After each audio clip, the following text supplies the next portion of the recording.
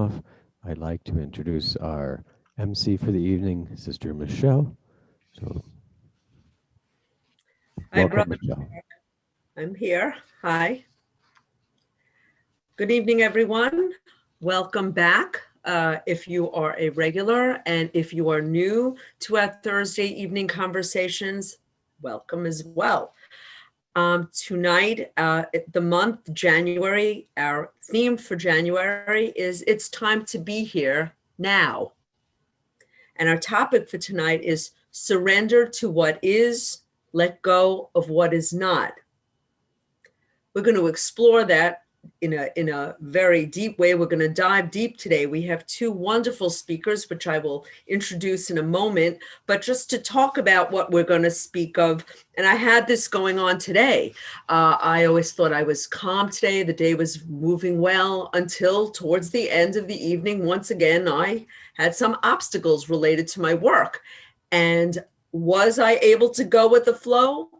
Not as well as I thought I would. I had one issue after another, and I seemed to fight it. The minute I took a breath and calmed down and went with it, things started to open up for me. So I obviously have some work to do tonight. So it's a good thing I'm the MC and I'm here because I'm going to have to pay close attention. So with that, we have two wonderful speakers, and we're very delighted and welcome. They're from Canada. As you know, since one of the benefits, if you will, if there is a benefit to COVID, is that we're able to get our speakers from around the world. And tonight is no difference. These are our northern neighbors. Is it cold there? We're going to talk about that. It's very cold here. The name is Sister Sister is based in Mississauga. I practice Mississauga, Toronto, Canada. And she has worked with financial companies, working as a banker and a mortgage analyst, and has been with the Brahma Kumaris since 1999. And she is devoted looking after the local branch of her Brahma Kumaris in Toronto. And she loves to learn and to share about the teachings of Raja Yoga. Welcome. And also Brother Raj, also based in Mississauga, Toronto, Canada, is a manager with an IT field in a municipal agency. I'm also in a state agency. I work for a state agency. And a voice says it might be Mississauga. Thank you. Thank you. Mississauga. I apologize. I mashed the name, Mississauga. Thank you, Eric. Thank you, Brother Eric. He helps with programs at the local center and also teaches Raj Yoga with Sareka, and is fascinated by the simplicity and the practicality of these teachings. So they started their meditation journey in Toronto, and we will now receive benefit from their study and work in Raj meditation. So welcome, both of you. It is delightful to have you tonight. So if you'd like to start and say a few words of introduction of who you are and what you, welcome to Global Harmony House. Thank you, Michelle. So it's nice to put a face to the name, and it's a very interesting topic because when you were talking about now being present, I was remembering when I moved to Canada, one of my friends, she gave me a book as a gift. I think it was called The Power of Now. I never got to read it, but now I understand what the book is about without really reading it, but by being on the spiritual path and bringing those changes in my life. So thank you for having us. And like you said, COVID is in a way a blessing. And we were missing Peace Village, we were missing New York, so we are virtually there. So thank you. Thank you. And Raj, welcome as well. I'd like to say a few words before we dive into the waves, because our first question is about waves. Thank you very much, and greetings of peace to all our friends in New York. Yes, as of today, the temperature has dropped. So I may have to translate it from our system to your system. So it's roughly between 5 to 10 degrees Fahrenheit. So it's quite chilly outside. So I did all my grocery shopping prior to that. So I don't have to go out for the next few days, which is great. So it's nice to be with a New York family. We know quite a few of the family members there, and we have been very close with Peace Village, going and coming to Peace Village for the past 20 years. So in a way, we are missing Peace Village, but it's good to be able to connect at least virtually and see how our friends are doing down there. So we are hoping to start our visits to New York soon, providing the borders starts to open. But and for us, regardless of the COVID situation or not, the way we are settled in our spiritual practices, we are able to move along quite easily. Even as Sister Michelle was sharing that sometimes we do happen to get some of our feathers ruffled, but it's not a big deal. We know how to get back on track. It's not like we might be knocked down and lying there for 2 weeks, sulking on that small, nonsensical Right. situation and wasting our time. But I think this is where Raj Yoga comes into our practice. Yes, we are all human beings. We do get affected, but how quickly do I get back on track? So we are very happy to be here. I hope this will be my stepping stone into Broadway. I hope it's close to you. So I'm looking forward to that. When Broadway opens, we will absolutely look me up. I'm not too far. So we're going to dive right in. And my first question, as I mentioned, is about the wave. One of my favorite, I don't know where I heard it. Maybe I made it up, but I doubt it. I always heard be the wave. And what I mean by be the wave is when a wave comes in, you're told not to fight the wave, but to be the wave and flow with it, to float rather than let the wave be an obstacle. And even in life, when they tell you when a big wave is coming, your first reaction is to stiffen up and to fight it. And that's really a very dangerous thing to do, that rather you should float. I believe it's parallel to the shoreline, and even with the biggest wave, just let it go. So how is being the wave a metaphor for what we're talking about? That as you had touched on, Raj, to flow with it, and there are obstacles. That's why we're in life. I had one an hour ago. How can you speak to that? How we get closer to being that wave and flowing with what's perceived to be an obstacle? So I can take that, Michelle. I don't know if it was for Raj. Was it for Raj? If you mind, thank you. Um, Well, actually, it's for both of you. Let's start with you, Sareka, and we'll start with you, and then I'm going to bring it back to Raj. No problem. I come from an island, and swimming and being in the ocean is common. And so when I was thinking about the metaphor, it's actually literally, this is what happens. And sometimes, the ocean might be very calm and you're there, you're enjoying your swim, but sometimes it's choppy.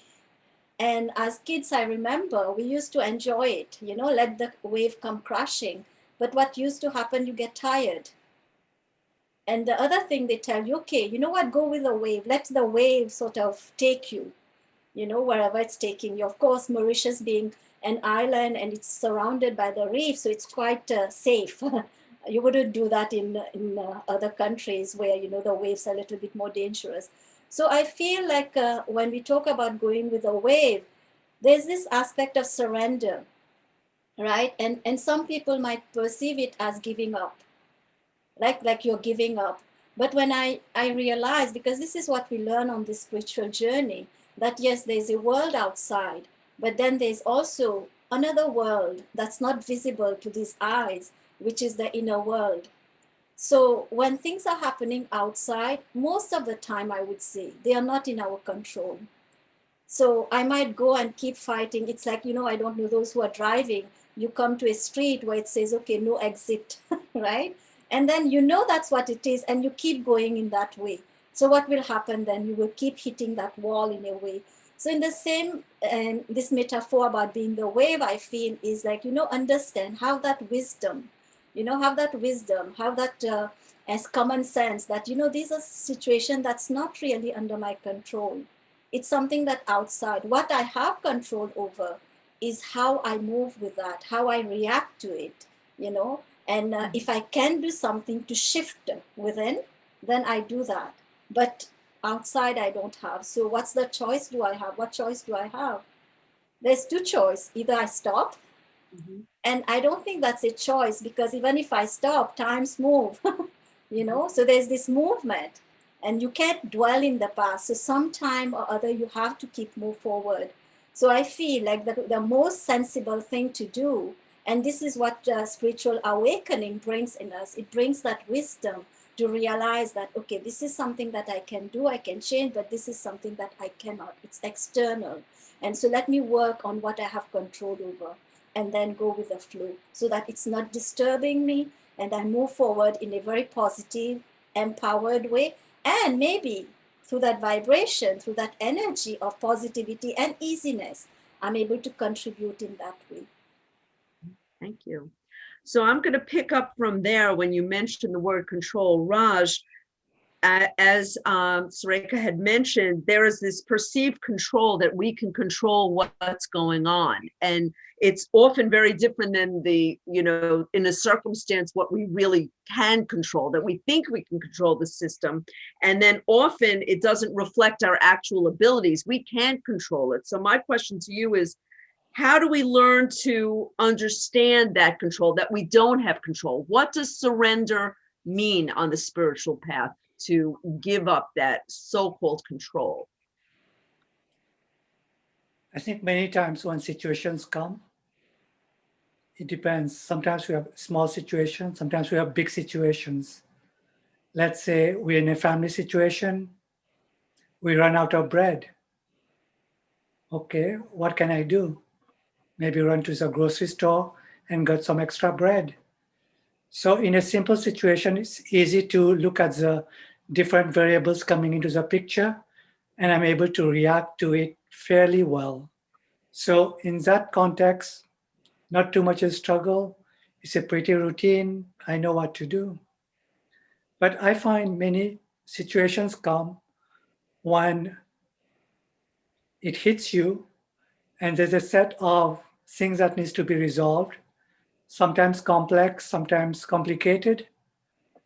And then in a way, in our head, we do a modeling of this person, this is how they talk, this is what they do, this is what they need from me. If they get that type of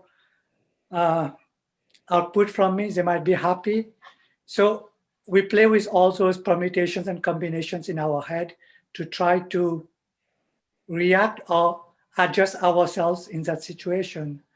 I know of a situation where it happened a few years ago, and there was someone I know had a family situation where the person was getting a little bit, did not know how to, not did not know, but was getting a little bit tired and needed some help to resolve some situations in his family. So he thought, so he's a very good planner. He knows what to do, how to look after these situations in terms of relationships, in terms of financial and everything. So a few times he bounced off his ideas off me just to check, does it make sense and whatnot. So on one level, the way he had planned it, everything made sense. It will work out. If this problem comes, this is how I can handle it, and all of those things. So he had pretty much a game plan. So that was ready for him. And then ultimately what happened was, not going into too much details, the two families came together and were in a way living together. But with the dynamics of different, every person has a set of their own way to react to things, react to people. I'll quickly give you an example. At university, I had a very good friend. He was very good with me, so it was like almost best friends. And there was also another guy, and my best friend was kind of also good friend with the other person. But when you put the three of us, I could not get along with the other person. So when you put people in a situation, the dynamics change. So when the dynamics change, all the two families came together, all of a sudden, all this one-to-one relationship between each family member with the other kind of grew exponentially. Everyone had to learn to adjust and live with each other. And long story short, within a 6 months period or something, it became like a living hell for that person who had mapped it out very clearly, which was in total control of everything. Like what they are lacking, this is how I'm going to compensate for it, how I'm going to help them. So it was almost a win-win situation. So when it was a win-win situation, it was like, okay, I'll be well off. So I don't have anything to lose. But there was this inner workings between souls, which I think we don't understand very well, or we don't deal with it in a very good way. And those things starts to manifest and becomes stones, rocks, obstacles, and then boulders or mountains. So after 6 months, it was like hell. And the person was like, why did I make such a drastic situation? Every person in that situation was completely unhappy. Before maybe they were less unhappy, of the situation or of the things that were lacking, but now it was almost like unbearable. And the person was saying, well, how can I get out of it? Eventually he was able to get out of it, but the moral of the story was, yes, I can plan so much, but there are still things beyond my control that I cannot control. I may perceive it that I can handle it, but when things happen, it can be uncontrollable. So I hope that shows a little bit about it doesn't matter how much planning we have, how much resources we may have at hand, all of those things just goes out through the window. So that was a very sad situation, but now the situation has gone back to what it used to be. So I think people are in a happier space now. Well, thank you. Well, I think that clarifies it a bit. I'm going to add to that and ask Sureka. We had talked about this, and based on what Raj said, this gentleman who seems to be very seemingly wise, a plan that he's going to fix this situation and talk to everyone, and they're going to, it's going to be better. And why shouldn't this work? Because it makes sense what Raj said, right? It made sense, Raj, at the time. This is a good plan. He even asked his friends, is this a good plan? Can we control the thoughts of others and make others do what we want, or can we only control what we do? And that's what I wanted to ask you, this idea of planning and control. What do we actually control other than ourselves and our behaviors and thoughts? Sureka. Yes, Michelle. Said. What I feel is, we have to have a certain foundation whenever we are planning, or we are planning the future, or even embarking on a spiritual journey. So you have to have a certain foundation. And I feel whenever that foundation, right, which is sort of connected with certain values that we have, when there's mixture in those values, I feel that's when, troubles start to lurk. And one of the biggest challenges, when we are in a family, and I know which situation Raj is talking about, so I can relate to that. And I really see there was a little bit of what we call limitation. There's what we call I and my started to creep in. If they had, even if it's two families, right? Even if it's three families who come together, but if that diversity, they forget the diversities and they come to the foundation of their values, which is really innate to each and every human being. So when we start to function from that level, I think it unifies us. And when we have those values that come into play, then doesn't matter when challenges come.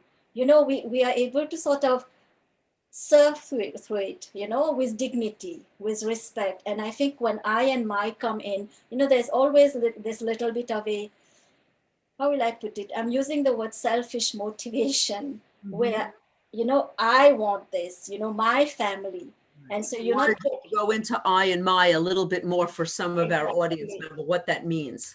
exactly, I and mine. So it's like, more like you, when we are a family, whenever we make decision, you can't just think of yourself. You have to think also on the broader, more unlimited way, where you're thinking of the well-being. Like Raj said, okay, you know what, we are running out of bread, right? And Raj would say, okay, you know what, that's the last slide is there, let me have it. Okay, I don't care about others. So when we are in a family unit, we can't think that way, right? So I feel like, yes, in a limited sense, that's what you're doing. But on a more unlimited sense, we are all like a world family, it doesn't matter. And so that's where we start to put these barriers, this limitation, and that's where the problem comes. And so I feel spirituality, that's what spirituality did for me. When I came, I was very, very happy when I started to understand that, we have an identity that's beyond this little clique, this little clan that we have, based on what I look like, the language I speak. But there's something beyond that, something that unify us. And for me, that's a very, very, how will I say, very empowering piece of information that I had. And that really helped me a lot. I remember when I used to work. I have stopped working. Oh my God, such a long time now. I think 2005 I stopped. But I remember I used to travel almost 3 hours every day to get to my job. I used to love it. Doesn't matter, I have to travel. But then there came a situation where some, like Raj was saying, like some different dynamic came in. And I remember every day used to be like a torture for me to go to work. I said, oh my God, when Sunday, weekends, Fridays come, I would be happy. I have 2 days off. But as soon as Sunday evening come, I used to start to feel that, little lump in your stomach, like that anxiety. And I remember one day, I just, because we practice spirituality on a regular basis, I was just sitting there in meditation, and just this thought came, like, what are you doing? What are you doing? If you have all these tools with you and you're still reacting this way and you're still being affected by this situation, then what's the point? And that was a deep realization for me that, there is something that I can do. And what is that thing that I can do? Instead of just like putting that person in a box, I can think beyond that. There's a story beyond the story that I'm seeing there. And that's the biggest mistake. We make these stories in our head, right? And then what happened? It's so beyond the reality. We cannot know everything about a person. So who am I to judge? Do I know my own, what baggages I'm carrying? I don't even remember many things from my childhood, right? So we can't judge. So that's what I feel. So it's very, very important to be open, have that open-minded and not sort of stamping people, labeling people. Yes. In that circumstance at your work, and you said it changed the dynamics, who made the change? Did you make the change, or did the person it sounds like you made a change in the way you dealt with the people? And were you more positive? Is that how you dealt with it? Can you talk a little bit about your behavior and how that dynamic, were you able to change the dynamic a little bit in that circumstances by your Definitely. behavior? Definitely, Michelle, because I remember, because I was miserable. So, misery look for company. So I remember we were a group of us at work, and this person, she was like a little bit, and some people have certain natures and certain way of speaking. So we used to sit at lunchtime and talk about her. This is what she's doing, this is what she's doing. Okay. So we were sort of, increasing that energy. We were making it bigger and bigger. And when I started to think this way, that, what, there's a story beyond that. So I started to be kinder towards her. And I'm sharing it with you because there is a result. Result is there when you start to have this type of approach. And I remember when one day we were sitting at lunch and she joined us, and then she started sharing, you were also mean to me. And I thought, yes, we were mean to her because we were sort of pushing her away because we felt like, okay, she was not so kind, so nice. And then we realized that there was certain thing that was going on in her personal life, which we were not aware of. And at that time, she really needed a good friend to be able to talk to. So that's what, like, that was a huge lesson for me, that don't judge people because everybody has a story going on and nobody knows really what the story is. And sometimes just a kind words might just do the magic for that person. Right. So you were the wave, she was the wave, and you flowed with her. And it sounds like the circumstances changed and she became, you didn't dread as much going to work because, you know, the thing in your mind, you found out you were able to go above it, detach from it and see things differently. That's a great story. So I wanted to ask Raj, one of the things that we learn in Thursday evening conversations, and in those in the audience that have come back and back, one of the things that I've picked up on in our conversations is we have choices to make every day in every circumstance. How do we approach a situation? And you had just mentioned, Sareka, about that you made a positive choice, that you were going to be kind and you were going to be loving in your approach and listen to her, and it changed everything. So my question is with you, Raj, in terms of the choices that we make, a lot of times people don't think they can make a choice. And I've had this where they think, I'm just hardwired like this. I can't change the way I am. I am, you know, if something comes up, I'm going to react this way. And this is just me. This is how I act. Are we hardwired? Can we make the change? Can each person make a choice to be kinder or not face every situation with, you know, hostility or anger? This is just me. I'm just a mean guy. Is that true? Can't we make choices in the way we behave and approach different circumstances and situations, Raj? From what I have seen, to me, the choice lies within me. But many times when situations come, firstly, I would say, prior to this coming here, I felt a little bit in the same way that maybe choices are a little bit hardwired because it's, in my mind, it's logical. If this happens, this is how I react. So that's how I used to operate too, in a way. But sometimes after coming here, one of the things I learned was I do have a choice into what I want to do, what I want to feel. Like, let's say you're again in a family situation. Let's say your spouse, you and your spouse are in the kitchen. Your spouse breaks a glass. What would be your reaction? Or spills milk? What would be your reaction? It would be most likely you may not be happy about what they did. But the same situation, if you replace the spouse with a small child, 2 or 3-year-old child, and inadvertently they spill the milk, would my reaction towards that child would be the same that was my reaction towards my spouse? Most likely not. I'll tend to show compassion towards maybe lack of skills for the small child to be able to handle a glass of milk. I'll be more understanding in that situation. Two exact same situations, but my reaction was completely different. So that shows to me that I have a level where I can operate from a higher value-based level, from where I can make better choices and not end up having these negative feelings generated from my side and from the other side. So how do I control that? I think these are some of the secrets we learn when we come to Raj Yoga. Like if you look in hindsight, yes, it may look like I spilled milk. Someone said it very interesting. I only heard it a couple of days ago. Wow, look, there's a river of milk. I'm like, wow, I've never looked at that in that way, you know? There's always a question of perspective, right?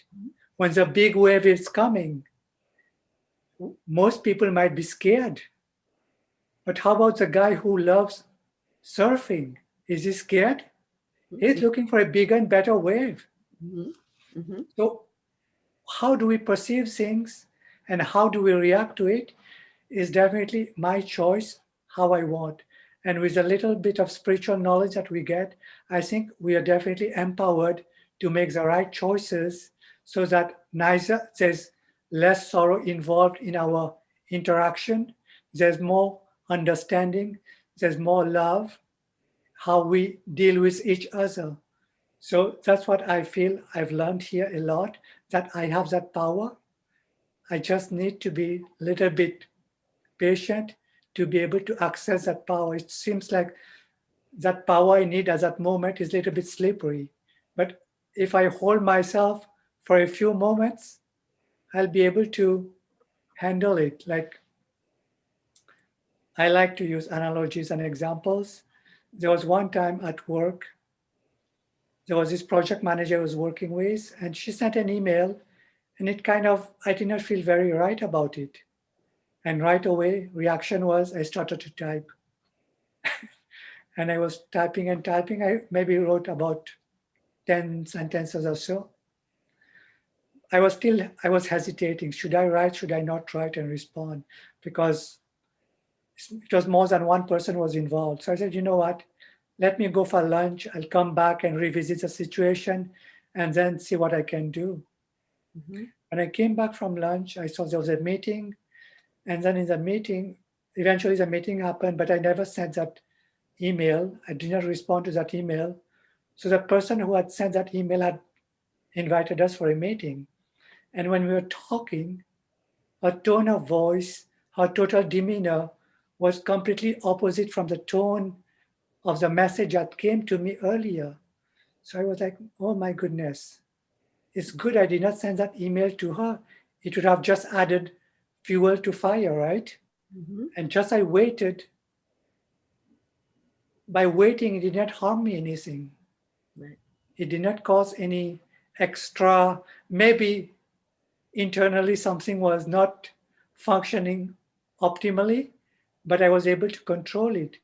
So to me, that those are the proofs that we have life experiences which see that when we have a little bit of self-control, when we operate a little bit with I can call with more dignity, the outcomes are always better. Instead of just rushing into a situation, say, yes, this is what I did. This is how I operate because that one behaved like that. So it was tit for tat. So for me, no, I do have a choice and it's for me to make the right choice. And I am empowered to do that. Very nice. That's it. I'm going to get back. I just want to learning. I just got a comment. Learning to pause and not react. Rather, we respond rather than react. And we're going to talk about that a little bit. And I just want to point out, I'm glad to see people are putting some questions in the chat. If you have comments and questions, we're going to have that when we're done with our discussion. We're open. We'd welcome questions for our relatively short Q&A, but I know the audience generally very probing and good questions. So we look forward to that. So please put your questions and comments in the chat. Just to expand on what Raj said and what we talked about before, Sareka. So we do have choices, and we can look at things in a very kind way. And taking from our previous question, it would be nice in your circumstance with this woman, you look at her, how would you like to be treated in a setting, in any type of setting?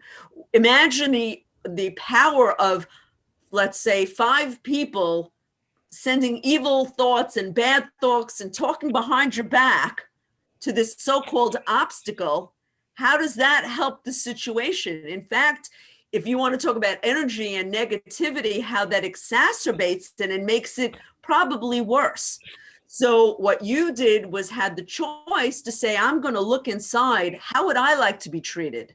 I'd like to be treated with kindness. Maybe let me try an experiment and listen and see if I can be kind. So I'm wondering if you can add to that in terms of the choices that we make, how we can look at others as we would like ourselves to be treated, and what are practices that we can do to ensure that type of behavior? As Raj said, it's hard to keep that, to hold that. How does spirituality teach us how to keep those good, positive thoughts and look at others as rather, and I'm using the term obstacles, that as people, but certainly there are other things that are obstacles besides people. But for this sake, we have our family members, our relationships. How do we, through our practice, get better at holding that goodness towards others? Do you have any practical tools you can share with us? I think remain awake. I'm saying awake because it seems like all of us are, eyes are open. But many of us are like in a fog, you know, like in that fog, we are aware of what's going outside, but we don't realize what's happening within. And so I feel when I am alert, I am awake, there's the realization that, this is where I'm going. And as I said, like you were talking about hardwired. So yes, there is certain habits or a personality trait that we have adopted, we have acquired. But really, if you look at our journey just in this life, I don't think anyone is born wicked, or anyone is born like, a thief or a liar. I think these are things that maybe sometimes circumstances do that. And again, when I don't have that alertness, I'm not awake, then I keep doing the same mistake over and over. And so I feel they need to have that awakening to be there. And for that, I feel you have to be in touch with something that's true, something that's empowering. And for many people, some people might be just, doing some breathing exercise where it's just help you to become grounded physically. For some people, like for me, meditation is very, very important. If I don't meditate regularly, I don't think I would be able to stay grounded like I am. I am very shy. Like now you won't believe it maybe the way I'm talking, but where I come from 20 years ago, you wouldn't see me talking like that. So I feel like, when you start to connect, to that truth, to that innate you, I think there is lots of beauty that's hidden there. And I think when you start to awaken that within, then your vision towards others also start to change. Like they say, if you want roses, what do? This was a quote I think I got today. If you want roses, right? So what do? You start to plant it. Don't expect others to bring it. So when you start to cultivate these beautiful roses in your inner garden, so what will be there? You're constantly seeing that, you're surrounded by that fragrance. And so that's what you will give to others. And I think we inspire then people. Rather than, you just keep bombarding them with negativity, then what you're doing is you are nurturing the thorn that's there. So that's what I feel. So it's a conscious awaken mode. We have to be there. And I feel like this thing about saying, that's the way I am. Sometimes it's just a laziness that's there. We don't want to take that step to bring that change within, because to change the self requires courage. You need to take that step. And so sometimes we just use it as an excuse. I always give this example. Let's say you're driving, right? You go to Harmony, from your home to Harmony House, and you go through this road that has lots of potholes. But that's the way you go every day. And you can go, blindfolded, you can take that. But somebody tells you, there's a nicer road, you can take that road. But it will take a little bit of attention because there's lots of turn and stops and all of that. So what would you do? Most people would say, you know what? It's okay. I will just go there, that road that I'm used to. And I think that's where the excuse is. To bring that change, we need a little bit of attention. That's all. No, I think that's very valid. I like that metaphor you use about the road. Most people would rather complain and go the same road than take a more scenic route and a safer route, because this is what they're used to, and it's habituated. This is what I do every day. It's faster, it's quicker. Not realize that's excellent. I'm going to use that. So one thing I wanted to talk about is the word surrender. Sister Inez and I were talking about this as we were putting together. So important with an obstacle is to surrender. We've been talking about control in a situation and how we do have control in a sense over ourselves. But Raj, can you talk a little bit about what does surrender mean? Are we surrendering to the situation? Are we surrendering to a higher power to help us? Are we going inside? What does surrender mean in you think in a spiritual path? That's for Raj. So for me, surrender, Yes. if you look, surrender seems to be a very common theme across many practices, among many cultures or religions, I would say, where there's an urge to kind of let go of certain prevalent systems, or it might be within the self, or maybe part of the culture or the society, and move away from it because in some way there's a level of not feeling comfortable for whatever reason, and we are looking for to get rid of that. So maybe not a surrender to that level, but it would be something like, I am smoking, and I don't want to say smoking is bad, but it's affecting my lungs, right? Bad. So I know that because my dad used to smoke a lot, and he always used to tell us not to smoke. Up to now, I've never smoked, but anyway, that's besides the point. So you have to surrender. Why? Because in that situation where the lungs are getting affected, and also to a point of maybe getting some disease and stuff like that, where it can have a very serious impact on your health and life. What kind of choice do I have made? So in that way, I am being forced to make a choice that will address my health and make me live better.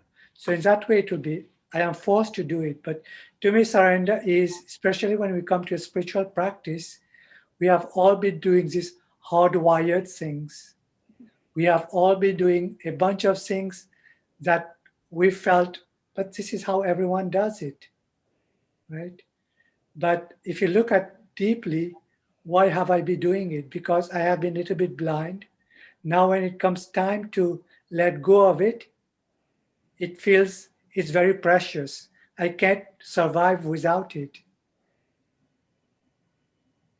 And in my case, there was a situation where after I joined, I decided to become vegetarian. Somewhere at the back of my mind, I knew I had to become vegetarian, right? But I could never find the right reason. No one could ever give me the right reason. In a way, I was ready. So the day I decided to become vegetarian, I woke up a Saturday morning. This is it. From today, I'm not going to be eating anything that's not plant-based. Great. 10 o'clock, I get a phone call to say, Raj, me and my wife are inviting you to come for lunch with us. This is my colleague with whom I was having lunch the day before. Like we used to have lunch almost together every day. So here I have made a resolution not to give up eating non-veg food and go on this path of non-violence and be more in harmony with nature, right? So I decided to make that sacrifice in a way. That's what I used to call it at the time. And after I did that, I did not know what to tell my friend that no, I have become vegetarian. I can't take you. We can't go to the restaurant. So for that day, I had to just bite the bullet and then go to the restaurant and eat food. I could feel the heaviness inside of me. I could feel I was doing something which was not natural. And to be honest with you, I was never a vegetarian before. And the thought was very strong that day that this is it, I want to do it. So it took me another 2 weeks to kind of come back on my new path of what I wanted to do. And initially, I did feel I've given up, I have surrendered my taste buds, those kind of things. And it felt like I am missing things in my life. But as things started to progress, I saw a lot of benefits of why it's useful for me to be vegetarian. I'm not talking about other people, and why it's keeping me in a much better position or health or condition as opposed to what I used to do before. I used to enjoy eating all those food and everything. So when I surrendered, my life became simpler. My meditation practices became simpler and more practical. So I don't have to struggle to give up something. It has to come when it comes naturally. It will be there for the long haul. If it's forced, I might always be tempted to go back. In a way, we are all addicts to certain of our needs or desires, and we tend to fall back on that track. So, surrender does not mean it's a loss. In that temporary time period, it might look like a loss, but for the long run, I feel everything that at least we do on this spiritual path has long-term benefits that we may not be able to see it right away. So there's always a silver lining, and there will be always challenges for you not to give up your old habits. So to me, surrender simply means giving up my old habit, and also this aspect of struggling with it. Do I need to struggle? And I find the struggle always comes at the beginning. The moment I overcome it in the first step, then it is smooth sailing after that. But if I keep dragging it, this good friend will come and remind me, well, maybe let's try to do this again. Sorry, Michelle, I lost track of your question while trying to answer it. I don't know where I am. Surrender. And I think you've given us good input into surrendering into your habits, that you're surrendering some things that have been ingratiated and habituated in you, that you've made the challenge to yourself and wanting to do it and being awake enough to make that change. So I thank you for your insight. And I also am vegetarian now. I wasn't, but when I started studying with the Brahma Kumaris, I always had thought about it. But I'm surrounded by, omnivores, if you will. And I enjoyed it like you, but there came a time where I made that decision that to be true to myself and felt about being nonviolent and understanding the pain and wanting to relieve pain in others. Where am I to cause pain in animals and that? So it just never fit. And like you, Raj, I made that determination and I was told when you're ready, it'll happen. And that was, 3 years ago. And I was ready. And like you, it was okay. I have friends and they would go out and, at first it was awkward. They're like, well, yeah, do you want, what about a hamburger you want? And I go, no, I'm vegetarian. And they would make fun like, oh, come on, you never. But now, years later, they don't question it. It's, oh no, Michelle won't eat that. She, like they have deference towards me. The same people that would say, come on, that can't be. Well, now if we go out, they're very conscious of, what they serve and how they meet with me. So they have seen in me how important it is.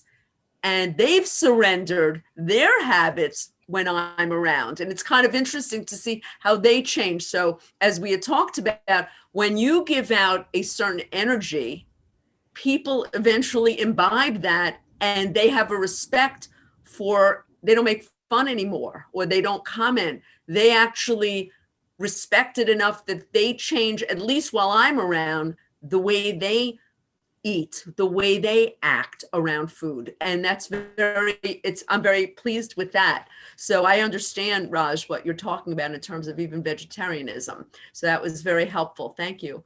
So, Sarek, I'm going to ask you about surrendering also. One of the expressions I've heard, and I've heard this from people in 12-step programs, and like anything else you're giving to God, let go, let God. What does that mean?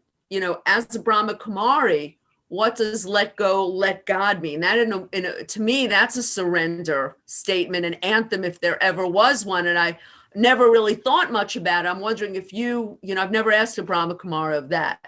But what do you think of let go, let God?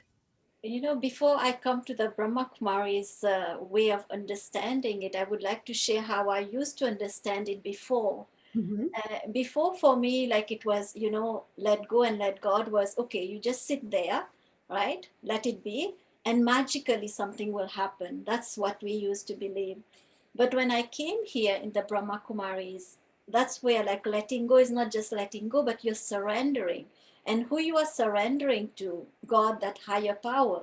And when you surrender to a higher power, the outcome is most likely to be something better. And does that mean that I have to be, it's not passive. We were discussing the other day, it's not a passive act.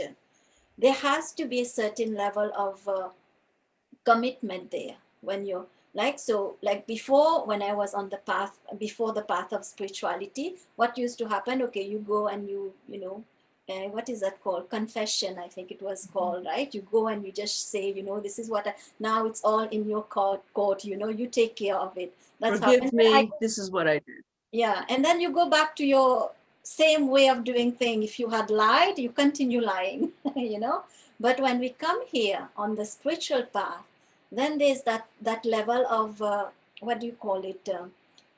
You have a certain responsibility, because when I'm surrendering or I'm letting go and I'm involving that higher power now in that in my life, so I have a certain responsibility to make sure that, okay, you know what, there's a commitment now. I did whatever I did, but from now on there will be some changes. So that's what I feel. Letting go and let God is not just like, you let go and let things happen, but letting go is very, very important. Because if you don't let go, what will happen? I have my phone, I love my phone, but if my phone is broken, it's broken, but I want it fixed. So I go to the, what is it called, the technician or whoever is, and I'm holding on to my phone and I say, please, please, fix my phone. It won't be fixed. If I want it fixed, I have to let it go. So I feel the same happens to whatever situation comes in our life. And nature, or, the bigger power, whatever is out there, it has a certain very gentle way of bringing things back to normal.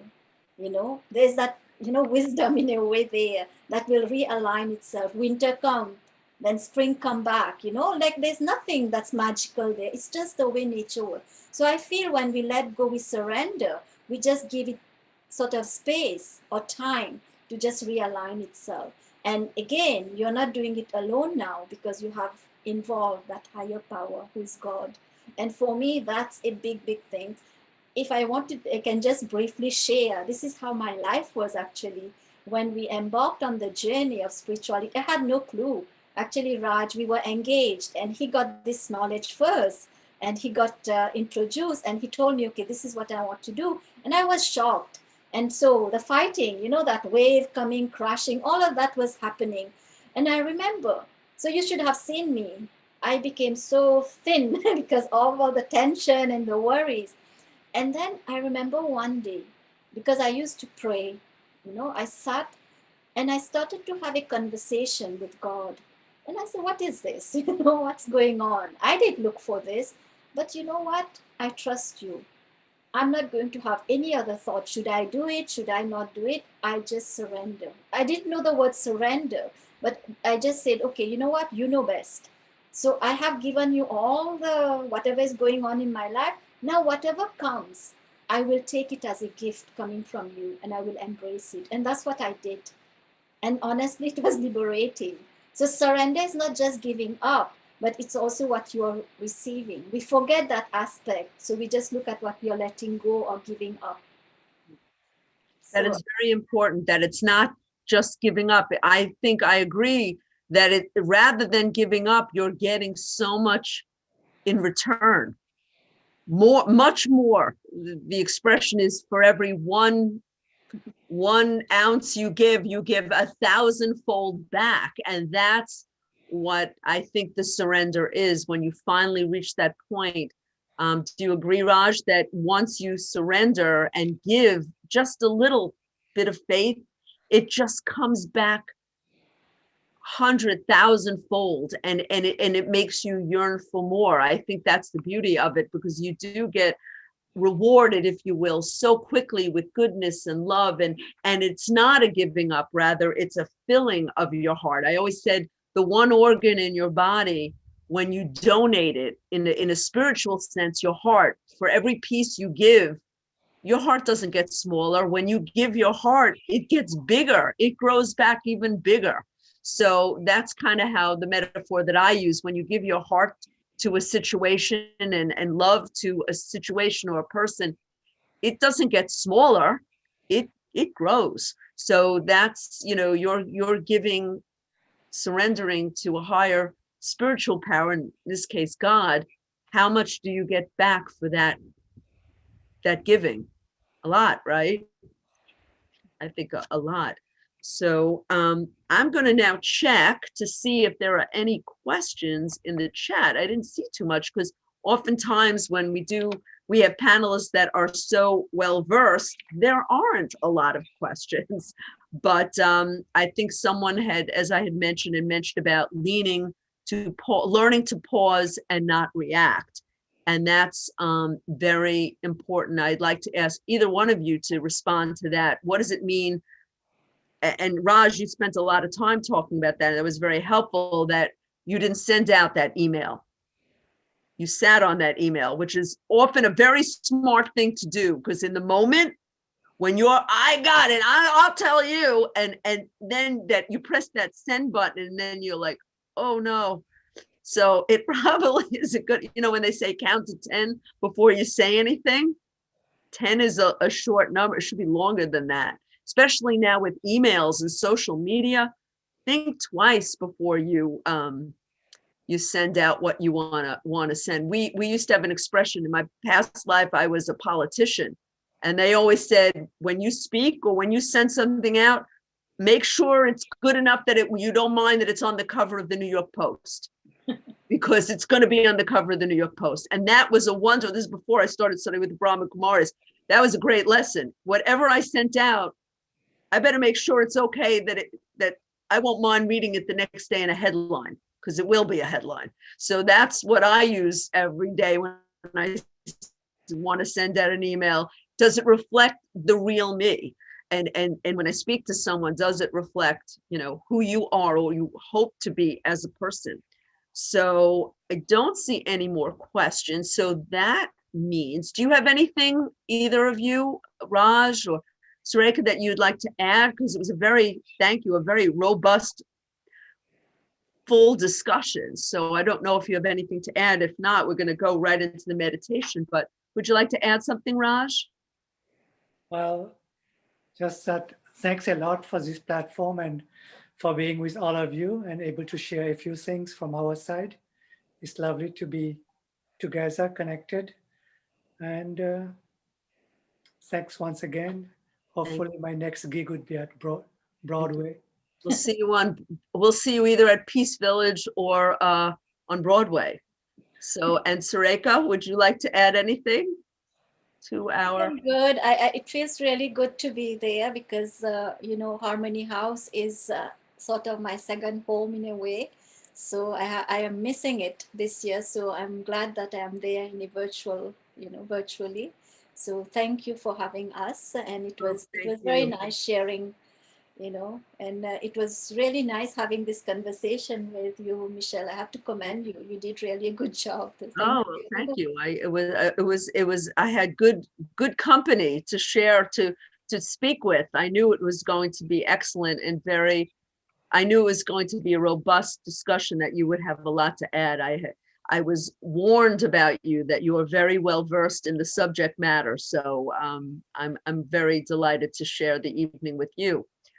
So that, I think, I think Surekha was going to do a commentary, a meditation, if you will. So if you are ready, I'm going to mute myself, and please take us for the next few minutes. Thank you so much. Thank you both very much for joining us. And stay tuned for the announcements, everyone, because I have just one announcement. Thank you. So make yourself comfortable as I sit with my feet grounded, my body relaxed. I take my attention away from all that is visible to the physical eyes.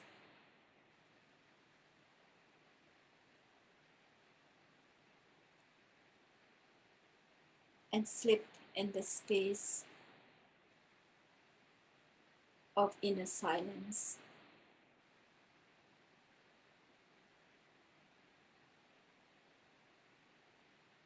Beyond the noise,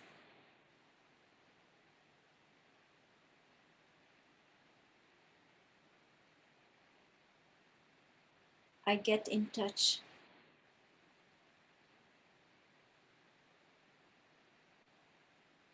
with my true self.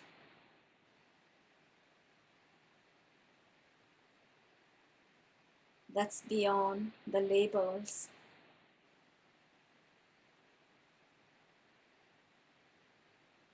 the position, the possessions.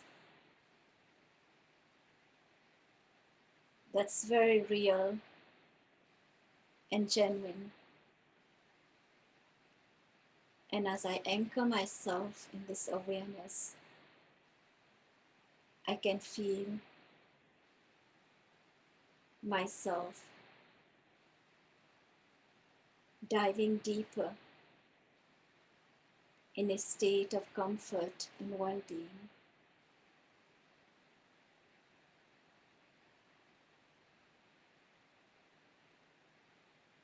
Of silence, of gentleness, yet fullness.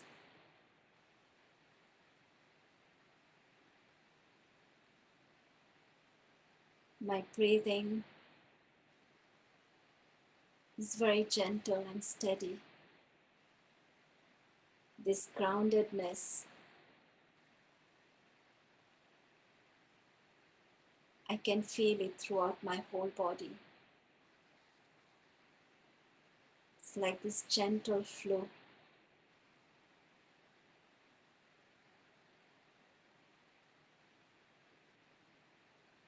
That's taking me away beyond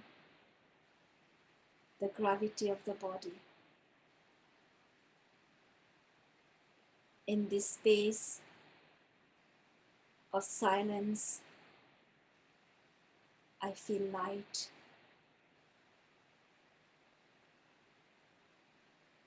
I feel I can move through any storm that comes my way, unwavered,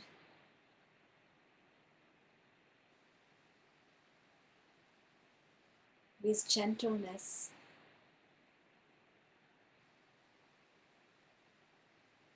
unaffected, very focused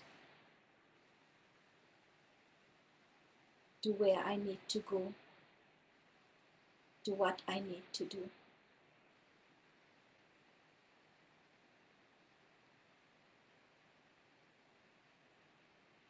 Om Shanti.